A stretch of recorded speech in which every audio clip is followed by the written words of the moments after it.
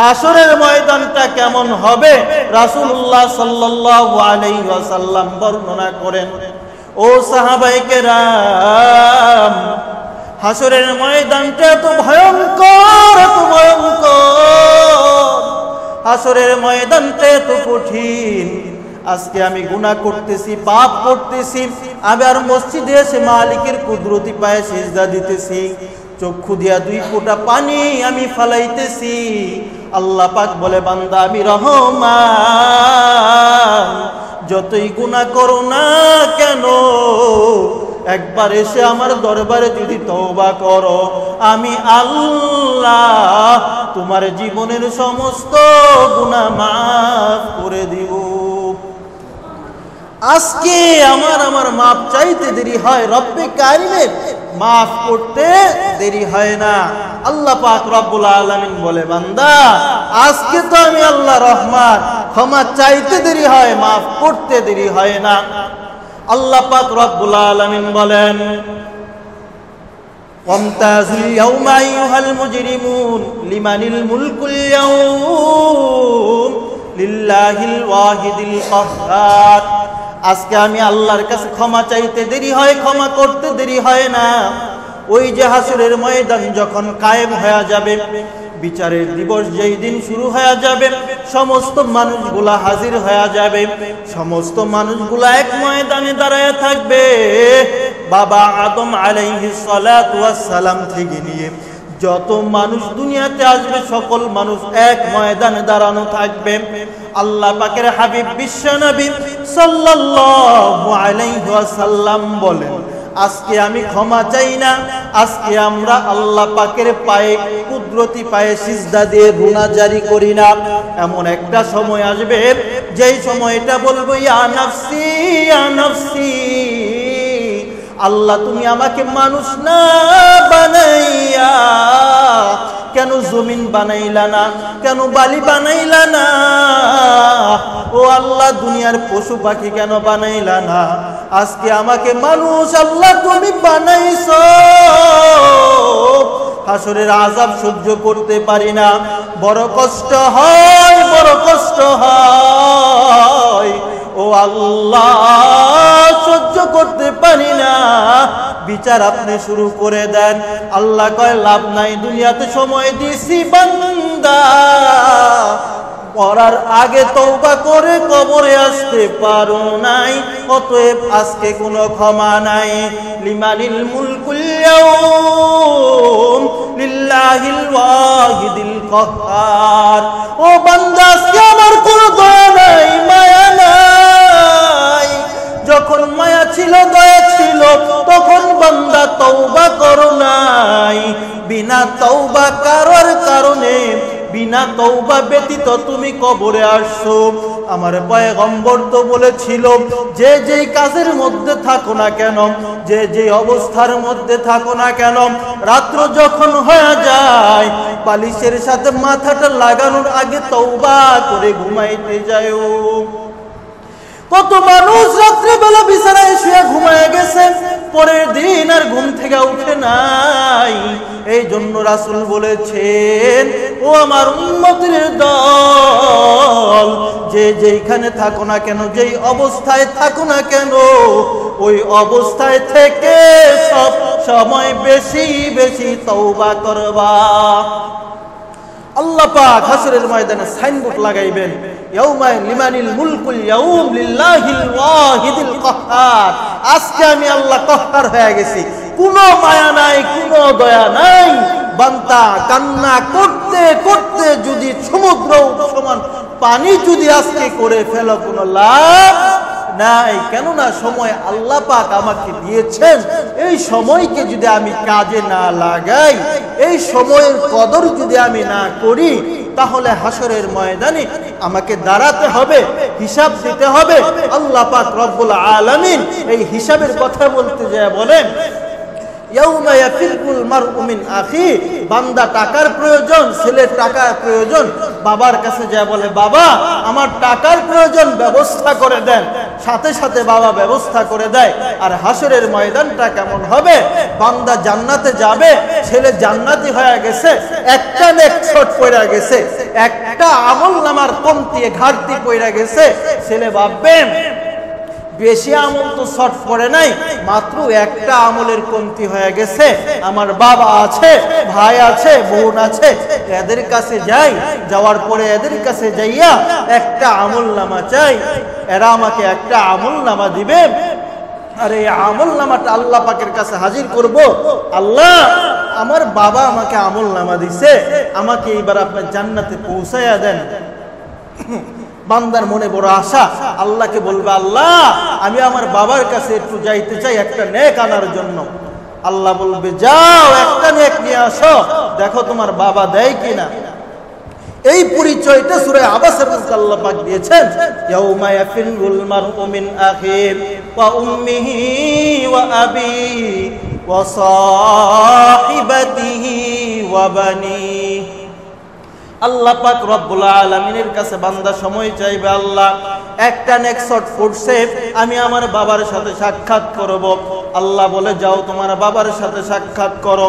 সন্তান দৌড়াইয়া বাবার কাছে হাজির, বাবাকে যা বলবে বাবা গো আমি জান্নাতে যাইতে পারবো, আমার একটা নেক শট পড়ে গেছে, একটা আমলনামার কমতি পড়ে গেছে, ও বাবা আমাকে একটা আমলনামা দিয়া সহযোগিতা করেন। ও বাবা দেশের বাহিরে চাকরি করতাম, বাড়িতে আসার পরে দেখতাম ফ্রিজের মধ্যে মাছ মাংস ভরা। মাকে যদি জিজ্ঞাসা করতাম মা মাছ মাংস গুলা কেন খাও নাই, মায়ের জবাব দিত ও বাবা তোমাকে রাখিয়া মাছ মাংস খাইতে পারি না, গলা দিয়া নামে না, এই জন্য তোমার জন্য ফ্রিজ ভর্তি করে রাখছি, বাবা তুমি যখন আসবা তোমাকে সাথে নিয়ে এরপরে খাবো।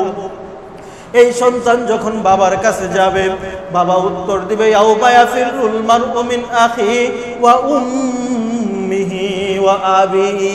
দুনিয়াতে আমার কোনো ছেলে ছিল না, দুনিয়াতে আমার কোনো সংসার ছিল না, দুনিয়া বলতে কি ছিল আমি চিনি না, বাবা তারায়া দিবে। এইবার মায়ের কাছে যাবে, মা তো বড় দামি জিনিস, এই মাও পরিচয় দিবে না হাসরের ময়দানে। মা ডাক দিয়া বলবে দুনিয়ায় আমার কোনো সন্তান ছিল না, দুনিয়াতে আমি কোনো সন্তান প্রসব করি নাই, ও বান্দা তুমি কোথা থেকে আসছো, তুমি কার সন্তান, তার কাছে যাও, মা পরিচয় দিবে না। আল্লাহ পাক রব্বুল আলামিন বলে বান্দা এইভাবে তুমি তোমার সব আত্মীয় স্বজন ঘোরার কাজ শেষ করবা, কিন্তু কোনো লাভ হবে না, একটা আমলনামাও কেউ তোমাকে দিবে না। বান্দার মনটা খারাপ হয়ে যাবে, একটা আমলনামার কারণে বান্দাকে জাহান্নামে যেতে হয়। এই জন্য আল্লাহ পাক জানায় দিছে বান্দা এই যে দুনিয়া দেখতেছো, এই দুনিয়ার মায়ায় পড়ো না, এই দুনিয়া বড় স্বার্থপর, এই দুনিয়া বড় স্বার্থপর, এই দুনিয়াতে কেউ সারা জীবন থাকবে না। এই জন্য রাসূল বলেন আখলিস দীনাকা ইয়াকফিকাল আমালুল কলিল, ও বান্দা খাঁটি আমল করো, মজবুত আমল করো, যে আমল তোমাকে জান্নাতে পৌঁছায়া দিবে। আমার হাবিব বিশ্ব নবী সাল্লাল্লাহু আলাইহি ওয়াসাল্লাম যখন দুনিয়াতে আসেন, আল্লাহ পাক রব্বুল আলামিন যখন পয়গম্বরকে বলল পয়গম্বর এইবার আপনি কোরআনের দাওয়াত দেন, কালেমার দাওয়াত দেন। রাসূল কালেমার দাওয়াত দেওয়া শুরু করলেন, রাসূলের কালেমার দাওয়াতে সাড়া দিলেন হযরত খাব্বাব রাদিয়াল্লাহু তাআলা আনহু কালেমা পড়লেন। কালেমা পড়ে খাব্বাব রাদিয়াল্লাহু তাআলা আনহু মুসলমান হয়ে গেলেন। এই দিক দিয়ে খাব্বাবের মুনিব খবর পাওয়া গেছে, খাব্বাব মুসলমান হয়ে গেছে। খাব্বাব মুহাম্মদের দরবারে ঘোরাঘুরি করতেছে, খবর পাওয়া গেছে খাব্বাবের মালিক। এইবার যখন খাব্বাব বাড়িতে আসছে, বাড়িতে আসার পর খাব্বাবকে প্রশ্ন করা হলো, ও খাব্বাব খবর পাইলাম তুমি নাকি কালেমা পড়ছো, তুমি নাকি কালেমা পড়ে মুসলমান হয়ে গেছো। খাব্বাব ডাক দিয়ে কয়, হ্যাঁ আপনি যা শুনেছেন সেটা সত্যই শুনেছেন, মিথ্যা কিছু শুনেন নাই। খাব্বাব রাদিয়াল্লাহু তাআলা আনহুকে বলা হলো, ও খাব্বাব তুমি কালেমা ছেড়ে দাও, এর বিনিময়ে তুমি যদি আমার কাছে যা চাও আমি সব কিছুর ব্যবস্থা করে দিব। খাব্বাব রাদিয়াল্লাহু তাআলা আনহু উত্তর দিলেন, এই গোটা দুনিয়ার বাদশাহী যদি আমাকে বলা হয় দেওয়া হবে, এরপরেও আমি খাব্বাব যেই স্বাদ পাইছি কালেমায়, যেই মজা পাইছি কালেমায়, এই কালেমা আমি খাব্বাব কোনদিন ছাড়ব না। খাব্বাব রাদিয়াল্লাহু তাআলা মুসলমান হয়ে গেছেন। মালিকের সাথে কথোপকথন চলতেছে, কথা কাটাকাটি চলতেছে। মালিক বলে কালেমা ছেড়ে দাও, খাব্বাব বলে সম্ভব না। কুল হুয়াল্লাহু আহাদ আল্লাহুস সামাদ। খাব্বাব রাদিয়াল্লাহু তাআলা আনহু বলে, এমন এক মালিকের সন্ধান পাইছি গো, যেই মালিকের গোলামি করলে, যেই মালিকের ইবাদত করলে, যেই মালিকের কুদরতি পায়ে সিজদা দিলে এত মজা, এত মজা, অন্য কোন মজা আমি খাব্বাব জন্মের পরে আজ পর্যন্ত কোনোদিন পাই নাই। যেই কালেমার মধ্যে আমি পাইছি ভাই ভাইয়ের সাথে ভেদাভেদ করা যাবে না, যেই কালেমা আমাকে শিখাইছে মনিব গোলামের সাথে কঠোর ভাষায় কথা বলা যাবে না, এই কালেমা আমাকে শিক্ষা দিছে কোরআন এবং কালেমার সাথে মজবুত হয়ে থাকতে হবে।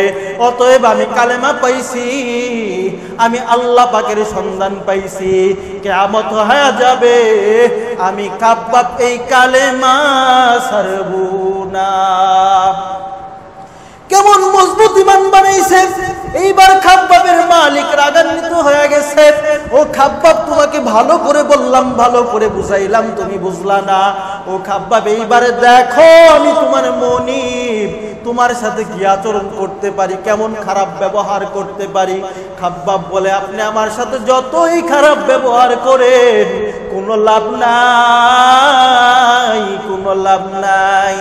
খাব্বাব রাদিয়াল্লাহু তাআলা আনহুকে এইবার মরুর উত্তপ্ত গরম বালির মধ্যে কয়লা ঢেলে দেওয়া হলো। বালির গরম কয়লার গরম, দুই গরম একত্রিত হয়ে গেল। এইবার খাব্বাব রাদিয়াল্লাহু তাআলা আনহুকে ওই জ্বলন্ত কয়লার উপরে শোয়া দেওয়া হলো।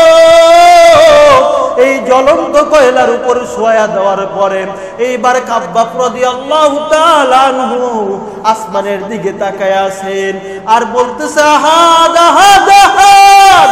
এইবার খাব্বাবের মনিব আরো রাগান্বিত হয়ে গেছে, ও খাব্বাব এত শাস্তি দেই, এত কষ্ট দেই, ওই কালেমার মধ্যে কি পাইছো রে খাব্বাব, ওই কালেমা কেন তুমি ছাড়ো না?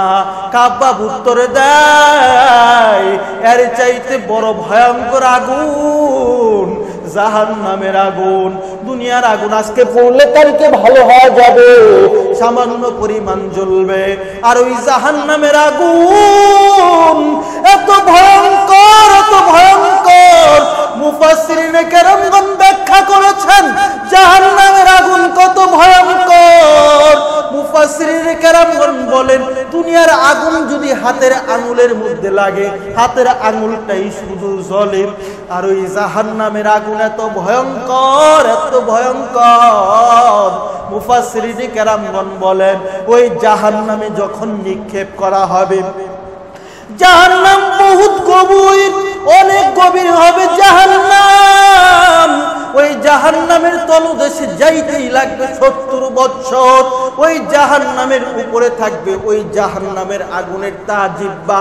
যেই রকম চুলার মধ্যে আগুন লাগাইলে নিচে আগুন থাকে, উপরে জিহ্বা থাকে।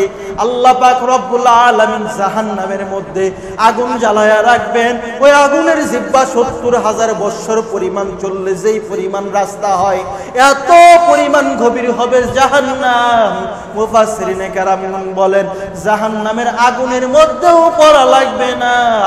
ওই যে জাহান্নামের আগুনের জিহ্বার যে তা, ওই তা যদি বান্দার শরীরে লাগে, ওই তা লাগার কারণে শরীরের ভিতরে যা আছে কলিজা যেই রকম গোর্দা যা আছে ওই তায়ের কারণে সব কিছু পুরে আংরা হয়ে যাবে।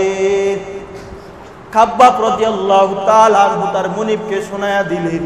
এইবার তার মুনিব বলে, এই কাহিনী কিচ্ছা শুনাইলে কোনো লাভ নাই, এই কাহিনী আমার হৃদয়ে গলে না। খাব্বাব রাদিয়াল্লাহু তাআলা আনহু বলেন, এইবার যখন ইসলামী খেলাফত কায়েম হয়ে গেল, আমাকে আমার মনিবে তো কষ্ট দিয়েছে। আমাকে বলা হলো ওমরের জামানায়, ও খাব্বাব আমি উমর খিলাফতের দায়িত্বে আছি, তোমাকে কে আঘাত করেছে, কে কষ্ট দিয়েছে, তার নামগুলা বলো, তাদেরকে কঠিন শাস্তি দেওয়া হবে। খাব্বাব রাদিয়াল্লাহু তাআলা আনহু চোখের পানি ফালাইয়া আল্লাহকে ডাক দেয়া কয়, মালিক আমি খাব্বাব, আমি দুনিয়ার জমিনের মধ্যে যেই কষ্ট পাইছি এর বিনিময় দুনিয়ার জমিনের মধ্যে চাই না। ও মালিক এই কষ্টের বিনিময় আমি জাহান্নাম থেকে মুক্তি চাই, জান্নাতের মেহমান হতে চাই, এই কষ্টের বিনিময় আমি চাই না। আজকে ইসলাম খেলাফতে আছে, ইসলাম ক্ষমতায় আছে, রাষ্ট্র ধর্ম ইসলাম হয়েছে, এই বলে আমাকে যে আঘাত করেছে তাকেও আমি পাল্টা আঘাত করতে পারি না। ও মালিক আমি তাকে ক্ষমা করে দিয়েছি, এর বিনিময়ে আপনার কাছে জাহান্নাম থেকে মুক্তি প্রার্থনা করতেছি। আল্লাহ পাকের আরেকজন বান্দা বিশ্ব নবী আখিরের জামানার পয়গম্বর, তার সাহাবী হযরত আবু বকর সিদ্দিক রাদিয়াল্লাহু তাআলা আনহু সংক্ষিপ্ত একটা ইতিহাস শোনায়া যায়। কেমন সংক্ষিপ্ত ইতিহাস! আবু বকর সিদ্দিক রাদিয়াল্লাহু তাআলা আনহু, হযরত খাব্বাব রাদিয়াল্লাহু তাআলা আনহু এই সময়কার মুসলমান। এই আবু বকর সিদ্দিক রাদিয়াল্লাহু তাআলা আনহু কাপড়ের ব্যবসায়ী ছিল, কাপড়ের দোকান ছিল। হযরত আবু বকর সিদ্দিক রাদিয়াল্লাহু তাআলা আনহু, আবু বকর সিদ্দিক রাদিয়াল্লাহু তাআলা আনহু দোকান থেকে একটা কাপড় বিক্রি হয়ে গেল 6 মাস আগে। 6 মাস পর ওই মহিলাটা আবার কাপড় নিয়ে হাজির। ওই মহিলাটা আসার পর বলে, ও আবু বকর 6 মাস আগে আপনার দোকান থেকে একটা কাপড় নিয়েছিলাম, ও আবু বকর আজকে এই কাপড়টা নিয়ে আসছি, এই কাপড়টা আমার পছন্দ হয় নাই। এই কথা শুনে আবু বকর সিদ্দিক রাদিয়াল্লাহু তাআলা আনহু ও ঝরে কান্না করতেছেন, কান্না করতেছেন। সাহাবায়ে কেরাম বলেন, ও আবু বকর কেন কান্না করতেছেন? বলে জাহান্নামের ভয়। বলে কি জন্য জাহান্নামের ভয় করতেছেন? আল্লাহ পাক রব্বুল আলামিন আপনাকে দুনিয়ার জমিনের মধ্যেই জান্নাতের সার্টিফিকেট দিয়েছেন, অতএব কোনো ভয় নাই, কান্না করবেন না। আবু বকর সিদ্দিক রাদিয়াল্লাহু তাআলা আনহু ডাকিয়া কয়, আজকে থেকে 6 মাস আগে আমি কাপড় বিক্রি করেছিলাম, ওই মহিলা আমাকে আজকে কাপড় ঘোরায় দেয়া গেছে। আমার আল্লাহ যদি হাসরের ময়দানে আমাকে ডাক দিয়ে বলে, আবু বকর আজকে থেকে 6 মাস আগে আমি আবু বকর তোমাকে দুনিয়ার জমিনের মধ্যে জান্নাতের টিকিট দিয়েছিলাম, তখন তুমি ভালো ছিলে, তোমাকে পছন্দ হয়েছে। ও আবু বকর আজকে আর তোমাকে আমার পছন্দ হয় না, আজকে আমি আল্লাহ নারাজ হইয়া জাহান্নামের টিকিটটা সরাইয়া নিলাম। এই জন্য আল্লাহ পাকের হাবিব বিশ্ব নবী সাল্লাল্লাহু আলাইহি ওয়াসাল্লাম বলেন, ও আমার উম্মত ভালো করে শুনে নাও, দুনিয়ার জমিনের মধ্যে আমি আল্লাহ, আমার আল্লাহ যেইভাবে তোমাকে চলতে বলছেন ঠিক সেইভাবে চলবা। আল্লাহ যেইভাবে বিধান নীতিমালা বানায়া দিছে সেইভাবে মানিয়া চলবা। এইভাবে মানিয়া যদি চলতে পারো জান্নাতের মেহমান হইতে পারবা। অতএব যদি না মানতে পারো, হাসরের ময়দানে ইয়াউমা ইয়াফিরুল মারউ মিন আখিহি ওয়া উম্মিহি ওয়া আবিহি ওয়া সাহিবাতিহি ওয়া বানি, ভাই ভাইয়ের পরিচয় থাকবে না, পিতা পুত্রের পরিচয় থাকবে না, স্বামী স্ত্রীর পরিচয় থাকবে না। পরিচয় থাকবে, হ্যাঁ তখন পরিচয় থাকবে তোমার আমলনামা যদি ভালো হয় তাহলে তুমি সবাইকে চিনবা, চিনার পরেও পরিচয় দিবা, হ্যাঁ ইনি আমার বাবা, ইনি আমার ভাই, ইনি আমার মা। আর যদি তোমার আমলনামাটা খারাপ হয়, দুনিয়া থেকে তওবা করে কবরে যাইতে পারো নাই, তাহলে আমলনামাটা হবে খারাপ, হাসরের ময়দানে কেউ পরিচয় দিবে না। এই জন্য বলি যে যেই অবস্থার মধ্যে থাকি না কেন, রাসূল বলে আমি দিনে কমপক্ষে 70 বার তওবা করি। রাসূল যদি দিনে 70 বার তওবা করে, আমার আর আপনার কি পরিমাণ তওবা করা দরকার? মরণের কোনো গ্যারান্টি নাই, দুনিয়াতে আসার একটা সিরিয়াল আছে, যাওয়ার কোনো সিরিয়াল নাই।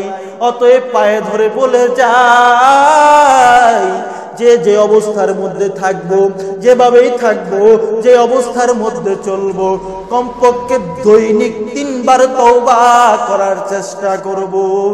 আল্লাহ পাক রব্বুল আলামিন আমাদের সবাইকে খাঁটি তওবা করে কবরে যাওয়ার তৌফিক দান করুন।